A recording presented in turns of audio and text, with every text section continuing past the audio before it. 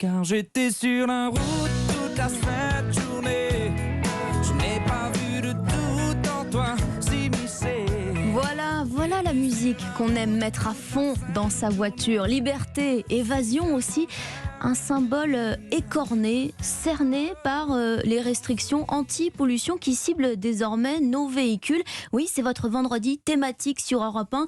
Il y a la piétonisation des centres-villes, la fin des ventes de moteurs thermiques en 2035 et les modèles polluants, eux, ne sont déjà plus les bienvenus dans bon nombre de métropoles. Et oui, toutes celles qui ont mis en place les fameuses ZFE, les zones à faible émission. Presque la moitié des Français seront concernés d'ici 2025, c'est-à-dire demain. Oui, et la reporter d'Europe 1, Alexandra Gégy, est allée dans l'agglomération de Rouen où les voitures critères 4 et 5 doivent rester au garage.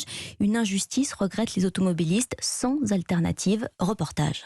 En Sommeville, 655 habitants, métropole de Rouen, 25 km que Pascal, retraité, parcourt tous les jours dans sa vieille voiture malgré l'interdiction. Pas le choix selon lui. On est quasiment obligé de venir dans la métropole. Quand vous habitez un village où il n'y a pas de commerce ni rien, j'ai un autre moyen de déplacement qui est de prendre un métrobus, sauf que le terminal du métrobus, il est à l'intérieur de la ZFE. Donc je ne peux pas rentrer dans la ZFE. Double peine pour Pascal, il n'a pas le droit aux 6 000 € d'aide de la métropole pour l'achat d'un véhicule électrique. Seuls les habitants de la ZFE peuvent y prétendre, comme Arnaud. Problème.